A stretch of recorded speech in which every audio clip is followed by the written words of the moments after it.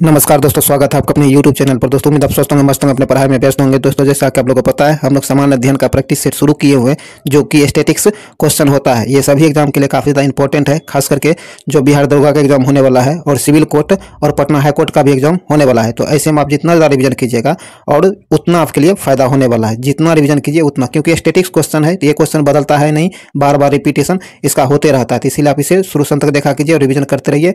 और इस वीडियो को लाइक शेयर जरूर कर दीजिए। अभी तक आप हमारे चैनल को सब्सक्राइब नहीं किए तो सब्सक्राइब करके घंटी दबा लीजिए, ताकि आने वाले वीडियो का नोटिफिकेशन आपको आसानी से मिल सके। और इसका पीडीएफ अगर आपको प्रैक्टिस के लिए चाहिए तो आप हमारे टेलीग्राम ग्रुप से जुड़िए, वहाँ आपको पीडीएफ और महत्वपूर्ण जानकारी उपलब्ध कराई जाती है। उसका लिंक आपको डिस्क्रिप्शन में दे दिया गया है। और इससे पहले जितने भी इसका सेट कराया गया है, अगर नहीं देख पाए तो उसके प्ले लिस्ट का लिंक जो है डिस्क्रिप्शन में दे दिया गया है, तो उसे भी जाकर जरूर देखें और हमारे चैनल से बने रहिए। चलिए ज़्यादा टाइम नहीं गवाते, इस वीडियो को शुरू करते हैं। तो आइए दोस्तों, हम लोग टेस्ट नंबर 18 का पहला क्वेश्चन देखते हैं। कहता है, लाल मिट्टी की प्रकृति कैसी होती है। लाल मिट्टी की प्रकृति जो होती है ये आपको अम्लीय होता है। क्या होता है? अम्लीय होता है। बी नंबर से आंसर हो जाएगा अम्लीय। आगे कहता है, दक्कन पास निम्न में से किसके मध्य स्थित है। दक्कन पास जो है ये निम्नलिखित में से किसके बीच स्थित है। तो ये आपको दक्षिण अंडमान और लघु अंडमान के बीच स्थित है दक्कन पास, ध्यान रखिएगा। तो यहाँ बी नंबर से आंसर हो जाएगा। चलिए आगे है। आगे कहता है कि किसने बहुउद्देशीय नदी घाटी परियोजना को आधुनिक भारत का मंदिर कहा है। कहता है वह कौन है जिन्होंने बहुउद्देशीय नदी घाटी परियोजना को आधुनिक भारत का मंदिर कहा है। तो ये कहा है आपको जवाहरलाल नेहरू ने। किसने? जवाहरलाल नेहरू ने कहा है। तो ए नंबर से आंसर हो जाएगा। आगे कहता है, किस राष्ट्रीय उद्यान को पक्षियों का स्वर्ग कहा जाता है। कहता है वह कौन सा राष्ट्रीय उद्यान है जिसे पक्षियों का स्वर्ग कहा जाता है। तो ये कहा जाता है केवलादेव घना नेशनल पार्क को। केवलादेव घना नेशनल पार्क जो है इसे पक्षियों का स्वर्ग कहा जाता है। तो यहाँ ए नंबर से आंसर हो जाएगा। त्रिशूल पर्वत शिखर जो है यह किस भारतीय राज्य में अवस्थित है। त्रिशूल पर्वत शिखर जो है यह आपको उत्तराखंड में अवस्थित है। कहाँ? उत्तराखंड में अवस्थित है। सी नंबर से आंसर होगा उत्तराखंड। आगे कहता है, माही सुगंधा निम्न में से किस फसल की प्रजाति है। माही सुगंधा जो है यह आपको धान की प्रजाति है। किसकी? धान की प्रजाति है। सी नंबर से आंसर हो जाएगा धान की। बाजार क्या है? बाजार का नियम निम्नलिखित में से किसने प्रस्तुत किया है। बाजार का नियम जो है निम्नलिखित में से किसने प्रस्तुत किया है। तो ये प्रस्तुत किया आपको जेबी से ने। किसने? जेबी से ने प्रस्तुत किया है। बी नंबर से आंसर हो जाएगा जेबी से। चलिए आगे बढ़ते हैं। दोस्तों ध्यान रखिएगा, ये स्टैटिक्स क्वेश्चन है जो कि एग्जाम में बार बार रिपीटेशन होता है, तो इसीलिए आप इसे मिस नहीं कीजिए, शुरू से अंत तक देखिए और इसे लाइक शेयर जरूर कर दीजिए ताकि मैक्सिमम लोगों तक पहुंच सके। आगे कहता है कि किस पंचवर्षीय योजना में भारी उद्योग को प्राथमिकता दी गई थी। कहता है वह कौन सी योजना है जिसके अंतर्गत भारी उद्योगों को प्राथमिकता दी गई थी। तो यह दिया गया था दूसरी पंचवर्षीय योजना में। किसमें? दूसरी पंचवर्षीय योजना में। बी नंबर से आंसर हो जाएगा। आगे कहता है, सर्वप्रथम किस देश में मूल्यवर्धित कर को लागू किया गया था। कहता वह कौन सा देश है जिसमें सबसे पहले मूल्यवर्धित कर को लागू किया गया था। तो ये किया गया था फ्रांस में। कहाँ? फ्रांस में सबसे पहले लागू किया गया था। डी नंबर से आंसर होगा फ्रांस। आगे कहता है, एकमात्र सेंचुरी कौन सी है जहां कश्मीरी महामिर्ग पाई जाती है। तो ये पाई जाती है दाचीग्राम में। कहाँ? दाचीग्राम में पाई जाती है। तो ए नंबर से आंसर हो जाएगा दाचीग्राम। चलिए आगे है। आगे कहता है, जीव मंडल सुरक्षित क्षेत्र का उद्देश्य है। कहता है जीव मंडल सुरक्षित क्षेत्र जो है इसका मुख्य उद्देश्य क्या है। तो इसका मुख्य उद्देश्य होता है कृषि उत्पादों पर उपयोग और विकास। सही है। वन्य उत्पादों पर प्रयोग और विकास, यह भी सही है। वन्य भूमि के वनस्पति एवं प्राणी का परिरक्षण, तो यह भी सही है। तो यहाँ डी नंबर से आंसर जो उपयुक्त में सभी उसके लिए आवश्यक है। इसका उद्देश्य जो है उपयुक्त में सभी है। आगे कहता है, बायोडाइवर्सिटी क्या है। बायोडाइवर्सिटी शब्द जो है इसका प्रयोग सर्वप्रथम किसने किया है। बायोडाइवर्सिटी शब्द जो है इसका प्रयोग सर्वप्रथम किसने किया है। तो आपको जी रोसेन ने किया है। तो यहाँ आपको ए नंबर से आंसर हो जाएगा। चलिए आगे बढ़ते हैं। आगे कहता है, निम्नलिखित में से कौन सा बल सदैव आकर्षित होती है। कहता निम्नलिखित में से वो कौन सा बल है जो हमेशा आकर्षित होती है। तो इसका सही आंसर हो जाएगा गुरुत्वाकर्षण बल। गुरुत्वाकर्षण बल जो है हमेशा आकर्षित होती है। तो यहाँ डी नंबर से आंसर हो जाएगा गुरुत्वाकर्षण। आगे कहता निम्नलिखित में से कौन सा एक विद्युत चुंबकीय तरंग नहीं है। ध्यान रखिएगा, विद्युत चुंबकीय तरंग नहीं है। तो ध्वनि तरंग जो है आपको यह ये जो ध्वनि तरंग जो है आपको विद्युत चुंबकीय तरंग नहीं है। बाकी सब आपको प्रकाश तरंग, रेडियो तरंग और माइक्रोवेव, ये तीनों तरंगें आपको विद्युत चुंबकीय तरंग है, लेकिन ध्वनि तरंग विद्युत चुंबकीय तरंग नहीं है। तो इसीलिए यहाँ ए नंबर से आंसर हो जाएगा। कहता शुष्क क्षेत्र का धनोद, जिसे एनोड कहा जाता है, किसका बना होता है? तो ये जो बना होता है आपको कार्बन का, किसका? कार्बन का बना होता है। ए नंबर से आंसर हो जाएगा कार्बन का। चलिए आगे बढ़ते हैं। कहता है हर्षचरित में, क्या हर्षचरित में अमचेटी का उल्लेख मिलता है? ये अमचेटी होते हैं। कहता है हर्षचरित में अमचेटी का उल्लेख मिलता है। तो ये अमचेटी क्या होता है? ये अमचेटी वह होता है जो रात्रियों में, क्या है, रात्रि में पहरा देने वाली स्त्रियों के लिए अमचेटी शब्द का प्रयोग किया जाता है। यानी रात्रि में जो महिला पहरा देती है उसे अमचेटी कहा जाता है। तो यहाँ सी नंबर से आंसर हो जाएगा। कहता चिदम्बरम का चोल मंदिर किस धार्मिक समूह से संबंधित है? चिदम्बरम का चोल मंदिर जो है ये आपको नागर से, क्या है, नागर धर्म समूह से संबंधित है। सी नंबर से आंसर हो जाएगा। चलिए आगे है।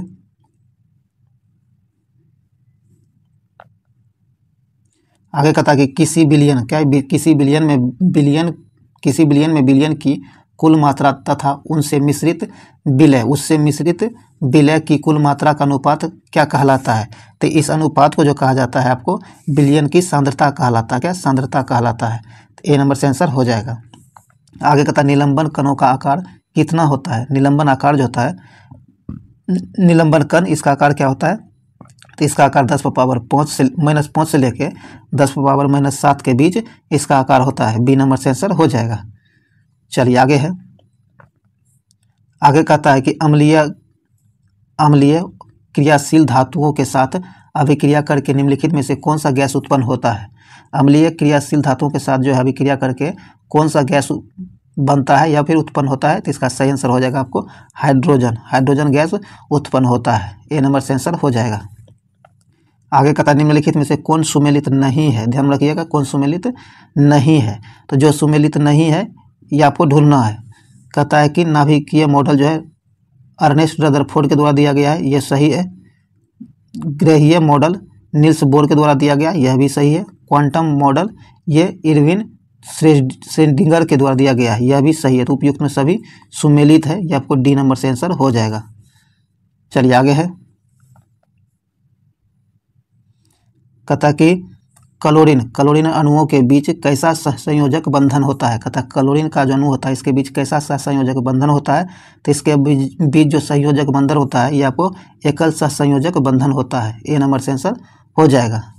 आगे कहता आवर्त सारणी के किस वर्ग के तत्वों के सामूहिक रूप से क्षारीय मृदा धातुएं कहा जाता है? कहता आवर्त सारणी के वह कौन से वर्ग है जिसके सामूहिक रूप से क्षारीय मृदा धातुएं कहा जाता है? तो इसका सही आंसर हो जाएगा आपको वर्ग 2 को। आगे कहता है लूनार कॉस्टिक है। लूनार कॉस्टिक निम्न में से किसे कहा जाता है? तो ये जो कहा जाता है यह कहा जाता है आपको सिल्वर नाइट्रेट को। किसे? सिल्वर नाइट्रेट को। डी नंबर से आंसर हो जाएगा। दोस्तों ये वीडियो काफ़ी ज़्यादा इंपॉर्टेंट है, इसे लाइक शेयर जरूर कीजिए और अभी तक इस चैनल को सब्सक्राइब नहीं किया तो सब्सक्राइब करके घंटे जरूर दबा लीजिए ताकि आने वाली वीडियो का नोटिफिकेशन आपको आसानी से मिल सके। कहता है निम्नलिखित में से किसका हृदय चार कक्षीय होता है? कहता है निम्नलिखित में से वह कौन है जिसका हृदय 4 कक्षीय होता है? तो इसका सही आंसर हो जाएगा आपको पक्षी का। क्या है? पक्षी का हृदय होता है 4 कक्षीय होता है। ये नंबर से आंसर हो जाएगा। कहता निम्नलिखित में से कौन सुमेलित नहीं है? कहता निम्नलिखित में से कौन सुमेलित नहीं है? जो सुमेलित नहीं है ये आपको यकृत शरीर की सबसे बड़ी मिश्रित ग्रंथि है, ये आपको सुमेलित नहीं है। डी नंबर से आंसर हो जाएगा। चलिए आगे है। कहता मानव शरीर के परिसंचरण तंत्र के किस भाग में ऑक्सीजन रहित रक्त प्रवाह होती है? कहता है मानव शरीर का वह कौन सा परिसंचरण तंत्र है जिसके भाग में ऑक्सीजन रहित रक्त प्रवाहित होता है? तो ये होता है महाशिरा में। किसमें? महाशिरा में। सी नंबर से आंसर हो जाएगा महाशिरा। वाष्प उत्सर्जन क्या है? वाष्प उत्सर्जन के लिए पौधे की निम्नलिखित रचनाओं में कौन जिम्मेदार है? तो इसके लिए जो जिम्मेदार है आपको एस्टोमेटा। क्या है? एस्टोमेटा जो है इसके लिए जिम्मेदार है। डी नंबर से आंसर होगा एस्टोमेटा। आगे कहता निम्नलिखित में कौन सा जीव प्राण परागणकारी परागणकारी है। कहता निम्नलिखित में से कौन सा जीव है जो परागणकारी होता है? तो ये होता है आपको चमगादड़, मधुमक्खी और पक्षी। ये तीनों होता है, उपयुक्त में तीनों होता है, तो डी नंबर से आंसर हो जाएगा। कहता खानवा का युद्ध बाबर और किसके बीच लड़ा गया था? कहता कि खानवा का युद्ध जो हुआ था बाबर और किस शासक के बीच हुआ था? तो ये हुआ था आपको बाबर और राणा सांगा के बीच। सी नंबर से आंसर हो जाएगा। आगे कहता दक्षिण भारत में वैष्णव संतों द्वारा स्थापित द्वैतवाद किस संत से संबंधित है? तो ये जो संबंधित है आपको निम्बकाचार्य से संबंधित है। डी नंबर से आंसर हो जाएगा। सल्तनत काल में कृषि विभाग से संबंधित है। कहता सल्तनत काल जो है इसमें कृषि विभाग से संबंधित था, तो ये संबंधित था आपको दीवाने कोही। क्या दीवाने कोही? बी नंबर से आंसर हो जाएगा। कहता द्वितीय जैन संगीति कहाँ हुई थी? द्वितीय जैन संगीति जो हुई थी यह कहाँ हुई थी? आपको बल्लभी में। कहाँ? बल्लभी में हुई थी। ए नंबर से आंसर हो जाएगा बल्लभी। चलिए आगे है। कहता प्रसिद्ध अरबी लेखक अलबरूनी किसके शासन में भारत आया? किसके साथ भारत आया था? क्या प्रसिद्ध अरबी लेखक जो अलबरूनी था ये किसके साथ भारत आया था? तो ये जो भारत आया था आपको मोहम्मद गजनवी के साथ भारत आया था। सी नंबर से आंसर हो जाएगा मोहम्मद गजनवी के साथ भारत आया था। आगे कहता सामवेद का ब्राह्मण ग्रंथ निम्न में से है। कहता सामवेद जो है इसके ब्राह्मण ग्रंथ निम्न में से है, तो इसका सही आंसर हो जाएगा आपको पंचविंश। ए नंबर से आंसर होगा पंचविंश। चलिए आगे कहता है गांव में आयोजित भारतीय राष्ट्रीय कांग्रेस का प्रथम अधिवेशन की अध्यक्षता किसने की? कहता कि गांव में आयोजित भारतीय राष्ट्रीय कांग्रेस की प्रथम अधिवेशन की अध्यक्षता किसने की? तो ये किया था आपको जवाहरलाल नेहरू ने। किसने? जवाहरलाल नेहरू ने। ए नंबर से आंसर होगा जवाहरलाल नेहरू। कहता भारत का पहला समाचार पत्र था। भारत का पहला समाचार पत्र कौन था? तो ये था आपको ये बंगाल गजट। क्या था? बंगाल गजट भारत का पहला समाचार पत्र था। तो यहाँ आपको डी नंबर से आंसर हो जाएगा बंगाल गजट। कहता भारत में नागरिक सेवा का जनक किसे माना जाता है? भारत में नागरिक सेवा जो है इसका जनक किसे माना जाता है? तो ये माना जाता है आपको लॉर्ड कॉर्नवालिस को। किसे? लॉर्ड कॉर्नवालिस को माना जाता है। सी नंबर से आंसर हो जाएगा लॉर्ड कॉर्नवालिस। आइए सूची 1 को सूची 2 से मिलान करना है। तो सूची 1 में संस्था दिया गया है और दूसरे में संस्थापक दिया गया है, तो इसका सही मिलान करना है कि किस संस्था का संस्थापक कौन है। तो आइए देखते हैं। कहता है कि विश्व भारती की स्थापना जो आपको केशव चंद्र सेन के द्वारा किया गया। तो ये 4 से मिल जाएगा। सॉरी दोस्तों, हाँ यहाँ ये रविंद्रनाथ ठाकुर। ये विश्व भारती की स्थापना आपको रविंद्रनाथ ठाकुर के द्वारा किया गया था। तो ये आपको ए मिल जाएगा 3 से। उसके बाद अभिनव भारत की स्थापना को बी डी सावरकर के द्वारा किया गया था, तो 1 से मिल जाएगा। और वेद समाज की स्थापना आपको केशव चंद्र सेन ने किया था, तो ये 4 से मिल जाएगा। और देव समाज की स्थापना आपको पंडित शिवनारायण अग्निहोत्री के द्वारा किया गया था, तो ये आपको 2 से मिल जाएगा। तो इस प्रकार 3-1 4-2 3-1 4-2 सही आंसर यहाँ डी नंबर हो जाएगा, ध्यान रखिएगा। चलिए आगे है। आगे कहता निम्नलिखित में कौन सुमेलित नहीं है? ध्यान रखिएगा, सुमेलित नहीं है। तो इसका सही आंसर हो जाएगा आपको मौलिक कर्तव्यों का विचार अमेरिका से लिया गया। यह सुमेलित नहीं है, तो डी नंबर यहाँ से आंसर हो जाएगा जो सुमेलित नहीं है। बाकी शासन की संसदीय प्रणाली ब्रिटेन से लिया गया है, सही है। राज्य के नीति निर्देशक तथा आयरलैंड से लिया गया, यह भी सही है। समवर्ती सूची की अवधारणा ऑस्ट्रेलिया से लिया गया, यह भी सही है। लेकिन डी नंबर सुमेलित नहीं है, यह गलत है। तो डी नंबर से आंसर हो जाएगा, क्योंकि गलत ही ढूंढने के लिए कहा गया था। चलिए आगे बढ़ते हैं। कहता धन विधेयक के संबंध में विशेष प्रक्रिया संविधान के किस अनुच्छेद में वर्णित है? कहता धन विधेयक जो है इसके संबंध में विशेष प्रक्रिया जो है संविधान के किस अनुच्छेद में वर्णित है? तो ये वर्णित है आपको अनुच्छेद 109 में। किसमें? 109 में। तो ए नंबर से आंसर हो जाएगा 109।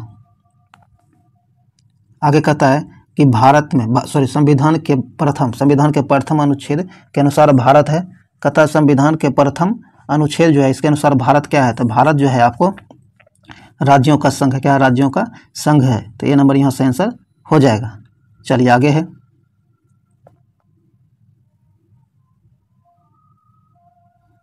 आगे कहता है धर्म आदि के आधार पर विभेद या प्रतिषेध एक मूल अधिकार है। निम्न में से किसके अधीन वर्गीकृत किया गया है। तो यह वर्गीकृत जो किया गया है आपको क्या है, समता के अधिकार के बीच वर्गीकृत किया गया है। सी नंबर से आंसर हो जाएगा। आगे कहता है निम्नलिखित में से कौन सा कथन वो सत्य है, ध्यान रखिए, निम्नलिखित में कौन सा कथन वो सत्य है, वो सत्य को ढूंढना है। तो ये देखते हैं, कहता है कि उपराष्ट्रपति का चुनाव भारत के राष्ट्रपति करता है, ये जो है आपको वो सुमेलित है, ये सत्य नहीं है, ये गलत है। यहाँ सी नंबर से आंसर हो जाएगा, बाकी सब सही दिया गया है। आगे कहता है निम्नलिखित में से कौन सी समिति पंचायती राज संस्था से संबंधित नहीं है, ध्यान रखिएगा, पंचायती राज संस्था से संबंधित नहीं है, वो कौन सी समिति है। तो ये इसका सही आंसर हो जाएगा आपको PVN राव समिति। PVN राव समिति जो आपको पंचायती राज से संबंधित नहीं है। बाकी आपको GVK राव समिति और LM सिंघवी समिति और अशोक मेहता समिति, ये तीनों समितियां जो आपको पंचायती राज संस्था से संबंधित है, लेकिन PVN राव समिति जो है ये आपको संबंधित नहीं है। तो बी नंबर यहाँ सही आंसर हो जाएगा, जो संबंधित नहीं है पंचायती राज से। चलिए आगे है, कहता निम्नलिखित में से किस संविधान संशोधन द्वारा दिल्ली को राष्ट्रीय राजधानी का दर्जा दिया गया है। कहता निम्नलिखित में से वो कौन सा संविधान संशोधन है जिसके अंतर्गत दिल्ली को राष्ट्रीय राजधानी का दर्जा दिया गया है। तो यह दिया गया है आपको 69वां संविधान संशोधन के अंतर्गत। यहाँ बी नंबर से आंसर हो जाएगा। कहता बोहरा समिति का संबंध निम्न में से किससे है। तो बोहरा समिति जो है इसका संबंध राजनेताओं तथा अपराधियों की साठगांठ से है, डी नंबर से आंसर हो जाएगा। चलिए आगे बढ़ते हैं।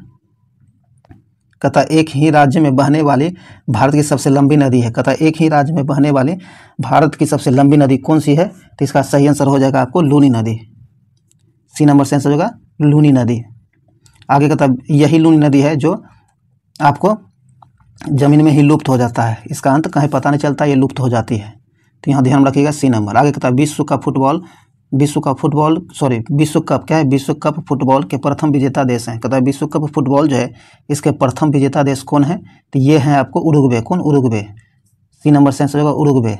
आगे कहता निम्नलिखित में से कौन सा ग्रंथ यवनों का भारत पर आक्रमणों के विषय में बताता है। तो ये बताता आपको गार्गी संहिता। क्या है? गार्गी संहिता जो है यवनों का भारत पर आक्रमण के विषय में बताता है गार्गी संहिता। तो यहाँ सी नंबर से आंसर हो जाएगा। दोस्तों ये जो भी स्टैटिस्टिक्स वस्तुनिष्ठ प्रश्न था ये समाप्त हुआ है। उम्मीद है वीडियो आपके लिए यूजफुल रहा होगा। अगर यूजफुल है तो इसे लाइक शेयर जरूर कर दीजिए और इस चैनल को सब्सक्राइब जरूर कर लीजिए। आइए अब कुछ स्मरणीय तथ्य है जिसे हम लोग देखते हैं। कहता है मुगल वंश के संस्थापक कौन थे। मुगल वंश जो थे इसके संस्थापक बाबर थे। बाबर ने बादशाह की उपाधि धारण की और गाजी की उपाधि धारण की थी। बादशाह और गाजी दोनों की उपाधि बाबर ने धारण किया था। ध्यान रखिएगा खानवा के युद्ध में इसने जिहाद शब्द का नारा दिया था। खानवा के युद्ध करते समय इन्होंने जिहाद शब्द का नारा दिया था और कुल मिलाकर इन्होंने यानी बाबर ने भारत पर टोटल 5 बार भारत पर आक्रमण किया था बाबर ने, ये ध्यान रखिएगा। पानीपत के प्रथम युद्ध में इसने पहली बार तोपखाने का प्रयोग किया था। पानीपत का जब प्रथम युद्ध लड़ा जा रहा था तो उसी दौरान इन्होंने सबसे पहले तोपखाने का प्रयोग किया था। किसने? तो बाबर ने। बाबर ने अपनी आत्मकथा बाबरनामा, आपसे एग्जाम में पूछा गया है बहुत बार, ये रिपीट हो रहा है कि बाबर ने अपनी आत्मकथा किस भाषा में लिखी थी। तो ये तुर्की भाषा में, किसमें? तुर्की भाषा में लिखा था, जिसका नाम बाबरनामा था, लिखा गया था। जिसकी और इससे जो बाबरनामा था जो तुर्की में लिखा गया था बाबर के द्वारा, इसका फारसी में अनुवाद किसने किया है यह भी पूछा जाता है। तो अब्दुल रहीम खान खन्ना के द्वारा फारसी में अनुवाद किया गया था बाबरनामा का, जो कि तुर्की भाषा में लिखा गया था बाबर के द्वारा। तो यहाँ अब्दुल रहीम खान खन्ना हो जाएगा जिन्होंने फारसी में अनुवाद किया था। चलिए आगे है। आगे कहता है कि बाबर के द्वारा किए गए कुछ महत्वपूर्ण युद्ध है जिसे हम लोग देखते हैं। कहता पानीपत का प्रथम युद्ध। तो पानीपत का प्रथम युद्ध आपको 21 अप्रैल 1526 को हुआ था, जो कि इब्राहिम लोदी और बाबर के बीच हुआ था, जिसमें बाबर विजयी रहा था। और उसके बाद खानवा का युद्ध लड़ा गया था बाबर के द्वारा, जो कि 17 मार्च 1527 को हुआ था, जो कि राणा सांगा और बाबर के बीच हुआ था। और इसमें भी बाबर को विजयी प्राप्त हुआ था खानवा के युद्ध में। ध्यान रखिएगा कब हुआ था, 17 मार्च 1527 को। और चंदेरी का युद्ध, ये चंदेरी का युद्ध भी बाबर के बीच लड़ा गया था, जो कि 29 जनवरी और 1528 को हुआ था।